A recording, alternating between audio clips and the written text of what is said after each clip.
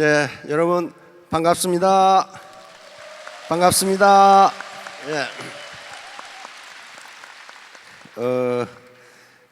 김성일 임페리얼 마스터님 승급을 진심으로 축하드립니다. 그것이 어떤 부자가 됐건 최고가 된다는 것은 쉬운 일이 아닙니다. 그리고 굉장히 존경받을 만한 일이고 또 굉장한 성취를 이야기합니다. 다시 한번 우리 김성일 임페리얼 마스터 이 승급을 축하드립니다.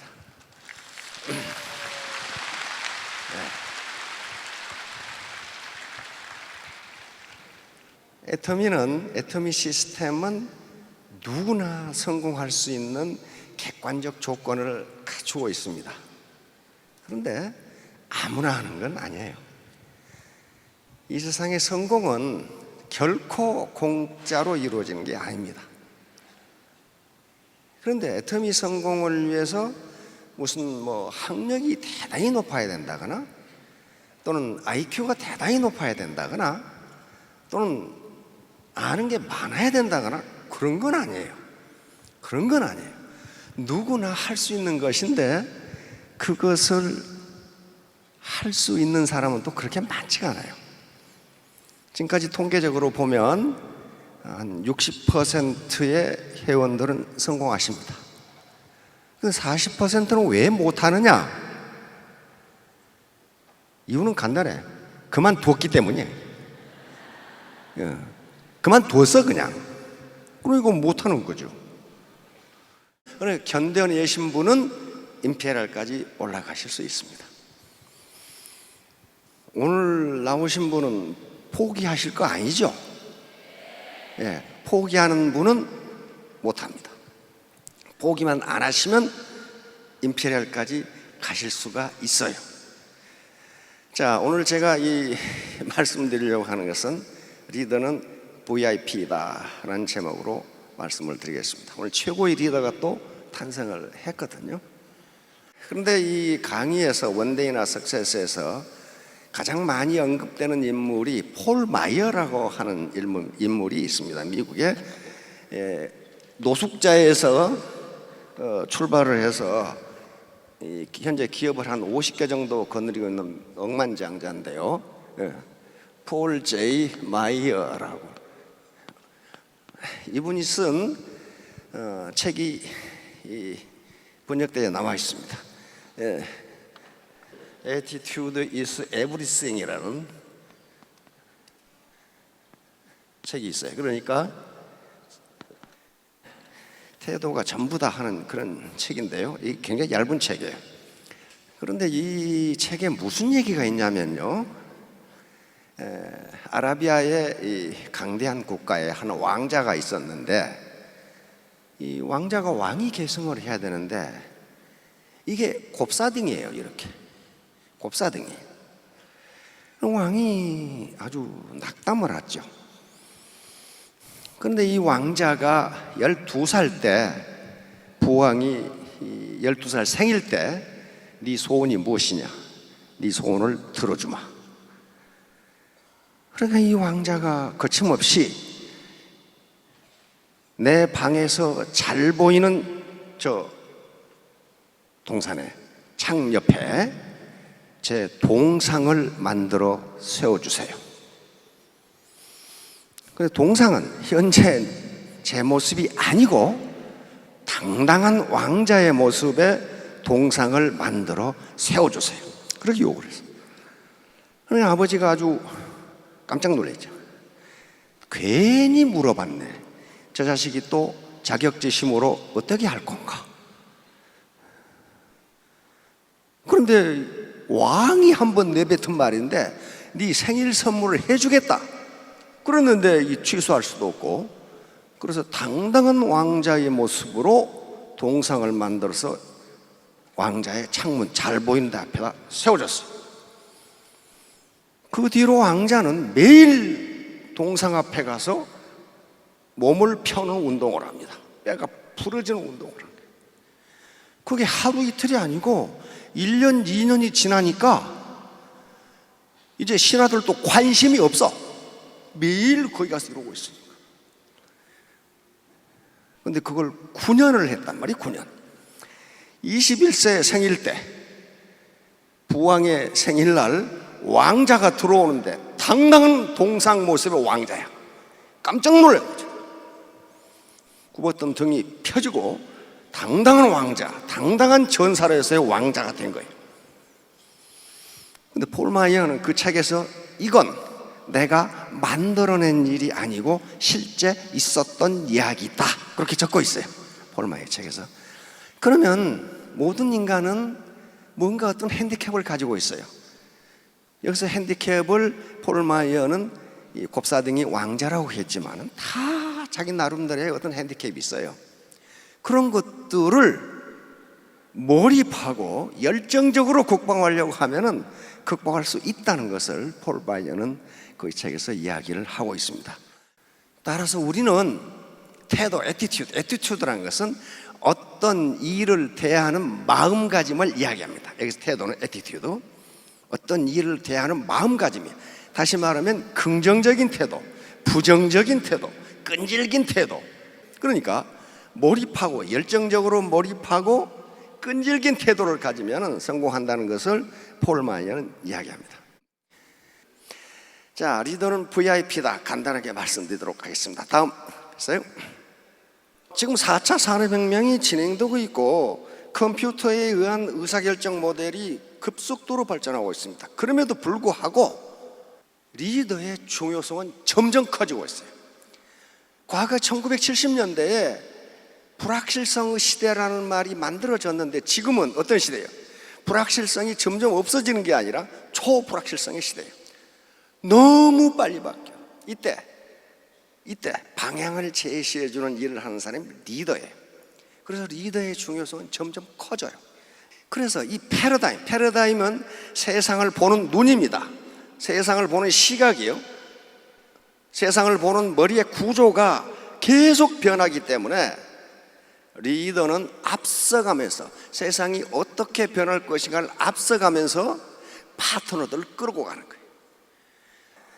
자, 리더는 VIP다.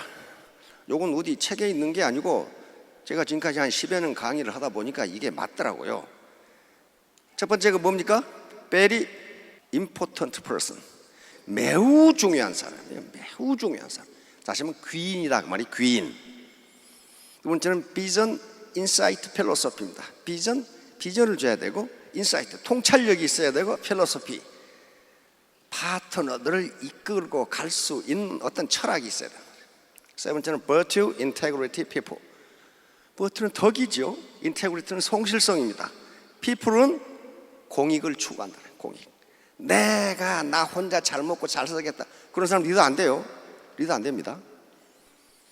네 번째는 발러, 인더스트리, 패션. 발러는 용맹성인데 보통 용맹성이 아니고 전장에서도 용맹하게 싸울 수 있는 그런 용맹성이야 발러는. 왜냐하면 애터미 사업하는데 우리 사회가 지금 전투장이나 다름없어요. 인더스트리, 근면해야 되고, 패션, 열정이 있어야 됩니다. 자, 하나하나 간단하게 살펴보도록 하겠습니다. 첫째, very important person. 리더는 귀인입니다. 귀인. 그럼 여기 계신 분들은 뭐예요? 리더입니까? 쫄병입니까? 리더입니다. 장교입니까? 병사입니까? 장교예요. 다 장교예요. 지금 애터미 회원이 전 세계적으로 한 500만 되는데 여기 모이신 분들은 5천 명밖에 안 되니까 어때요? 리더입니다. 그리고 상한선이 있기 때문에 전부 다 1번이에요. 내 파트너를 내가 끌고 가는 게, 내가 어디 질질 끌어가는 게 아니고, 질질 끌어가는 사람을 누구라 그래요? 이건 포로 끌고 가는 사람은 프로예요. 프로. 그래야 여기 계신 분들 지금 프로예요. 내가 프로라는 생각을 가져야지 맨날 파트너 욕하고 뭐 달라고 손 벌리고, 그 다음에 이 스폰서 흉이나 보고 뒷담 하나 하면 그 사람 포로지 프로가 아니에요. 프로는 남의 비난이나 남의 잘못을 들춰내는 사람이 아니에요. 프로는 그럼에도 불구하고 나는 끌고 가는 게 프로란 말이에요. 말이에요. 리더에 따라서 조직 성과가 엄청나게 달라집니다. 두 분에 다 알고 있을 거예요. 이순신 장군과 원균 장군 어떻게 됐어요? 그 당시 조선 수군은 아마 세계 최강이었을 거예요. 이순신 장군은 23전 23승을 한 세계 역사 해전 사상 전무후무한 인물이에요. 그런 군대를, 그런 해군, 즉 그런 수군을 단 하루 만에 전멸시켜버린 사람이 원균이에요. 그러면 그때 이 수군들이 장교, 즉 장수들이나 병사들이 바뀌었느냐? No! 그대로 있었어요. 똑같은 인적 물적 자원을 가지고 그 당시 거북선 그대로 있었어요. 판옥선 그대로 있었어요. 모든 일적 물적 자원이 똑같았는데 어떤 분은 백전백승을 하고 어떤 분은 일전필패를 하는가? 한 번 싸워서 한 번 졌어. 근데 그게 전멸해버렸어요. 수군이 전멸해버렸어요. 리더에 따라서 이렇게 성과가 달라져요. 그러니까 전부 다 리더시기 때문에 환경 탓, 회사 탓, 스폰서 탓, 파트너 탓 하지 마세요. 내 리더십이 어떤가만 보시면 돼. 자, 다음. 자, 유명한 말이 있습니다. 이건 나폴레옹의 말이에요. 나폴레옹의 말. 당신이 만약 100마리의 사자를 가지고 부대를 만들었는데 당신이 개라면 이 사자 부대는 개처럼 싸우다가 죽을 것이다. 그런 말이에요. 그러나 100마리의 개로 부대를 만들었는데 당신이 사자라면, 리더가 사자라면 이 부대는 사자처럼 싸울 것이다. 근데 이 똑같은 말을 알렉산더 대왕이 또 해놨어요. 알렉산더 대왕은 뭐라고 했냐면은 나는 양이 이끄는 사자 부대보다 사자가 이끄는 양의 부대가 더 무섭다. 그래서 사자가 이끄는 양의 부대, 여러분들의 파트너는 양일지도 몰라요. 그런데 그 파트너 탓만 하고 있으면 어떻다는 거예요? 자기도 양이라는 거거든요. 자기도 개라는 거예요. 이게 아무리 그게 파트너가 내 병사들이 양이 됐건 개가 됐건 내가 사자면은 사자 부대를 만들 수 있다는 거예요. 나무 탓 하면 절대로 안 됩니다. 자, 다음. 비전은 우리가 가고자 하는, 달성하고자 하는 이상적인 상태를 비전이라고 합니다. 그러면 조직을 이끌고 가려면은 리더는 우리의 비전이 무엇인가를 확실히 해줘야 돼요. 그래야만 그 비전을 보고 달려갈 수 있습니다. 이 비전을 제시해 줘야 하는 사람이 바로 리더예요. 리더가 비전을 제시한다는 것은 곧 조직 발전을 주도하고 있다는 것을 의미합니다. 날마다 작은 일에 몰두할 것이 아니라 리더는 보다 먼 그 차원의 원대한 차원의 비전을 제시해 줘야 돼요. 그걸 향해 가는 거예요. 비전이 없으면 가지 못합니다. 이것을 해야 할 사람이 리더예요. 리더십의 가장 중요한 것이 비전을 제시하고 소통하는 겁니다. 소통. 바로 잭 웰치는 GE가 망해갈 때, 세계 초인류 기업이었던 GE가 갑자기 어떤 애로에 부딪히면서 망해갈 때 GE CEO로 들어간 사람입니다. 그런데 바로 GE를 다시 초인류 기업으로 만들어버린 사람이에요. 이때 잭 웰치가 가장 강조한 게 뭐였냐면은 교육이었어요. 교육. 이 사원들을 어떻게 교육할 것인가. 그래서 여기서 리더십 교육을 굉장히 하게 됩니다. 바로 리더는 비전을 제시할 수 있어야 되고, 그럼 비전만 제시하면 뭐하나 이거야. 부하들하고 항상 소통, 항상 내 사무실에 문을 열어놓고 마음의 창을 열어놓고 부하들과 장소와 때를 가리지 않고 대화를 했어요. 그래서 GE를 다시 세계 초인류 기업으로 만들어버린 인물이 잭 웰치라고 하는 인물입니다. 자, 다음. 통찰력은 거시적 안목 그리고 부단한 학습에 의해서 가능합니다. 먼 미래를 봐라. 이게 미래. 눈앞에 작은 일 가지고 스폰서 그년 죽일년 저년 죽일년 하지 말고 먼 미래를 보고 자기가 끌고 나가라는 거예요. 자기가. 통찰력은 바로 판단력입니다. 미래가 어떻게 될 것인가, 이 4차 산업혁명이 우리를 어디로 끌고 갈 것인가, 이게 판단력이에요. 자, 다음 벤저민 프랭클린입니다. 미국 사람들이 가장 좋아하는 사람이 벤저민 프랭클린입니다. 초등학교도 졸업 못한 사람이에요. 그런데 미국 역사상 대통령을 하지 않고 백악관에 초상화가 걸려있는 인물은 이 양반밖에 없어. 이 양반밖에 없어요. 그런데 뭐라 했어요? 20대에는 뭐가 지배하고? 의지. 20대 의지 약해요. 아이고 내가 이거 아니면 못하냐? 그러고 어디 가버려. 30대에는 지혜가 지배하고 40대에는 뭐가 지배한다고요? 판단력이 지배한다. 이제 내가 어디로 갈 것인가, 내 부하들을, 파트너들을 어디로 끌고 갈 것인가, 이거 판단 잘하면 구렁텅이로 가버려요. 잘못하면. 자, 다음. 자, 철학. 철학은 한 목표를 보고 리더와 파트너들이 함께 달려갈 수 있는 힘입니다. 리더가 철학을 가져야 되는데 이게 막연하단 말이야. 무슨 철학을 가질 것인가? 철학을 공유해야 돼요. 공유. 그럼 어떤 철학을 가져야 되느냐? 바로 애터미에서 제시하는 철학이 있습니다. 창업 이념, 생존, 속도, 균형. 다 아시죠? 사운. 그리고 경영 목표, 고객의 성공, 유통의 허브, 초인류 기업. 이거 하려면 우리가 어떻게 해야 될까? 철학을 공유하면요 실패 안 합니다. 각자 행동 안 해요. 각자 행동 안 합니다. 고객의 성공이라고 그랬는데 스폰서 입장에서, 리더 입장에서 고객은 누구예요? 이게 자기 파트너들이 다 고객 아니에요. 근데 그리고 인간의 영혼을 중요시한다고 그랬는데 파트너들을 이용해서 내 주머니 채우겠다. 그건 사원 위반이에요. 철학 위반이라고요. 이런 철학을 공유하면 성공할 수 있어요. 자, 다음. 용기는 리더의 필수 조건이에요. 리더가 비겁하면요 파트너를 다 비겁해. 마찬가지로 사자처럼 용맹해야 된단 말이에요. 다음. 이분은 롤로 메이라고 하는 실존주의 철학자입니다. 그러니까 정신분석학적 입장에서 이분은 용기를 가장 중요한 요소로 보는데, 용기는 생존과 발전을 필수 조건이다. 생존과 발전을 필수 조건이다. 그러니까 용기가 없는 사람은 생존할 수도 없고 발전할 수도 없다는 거예요. 근면 인더스트리.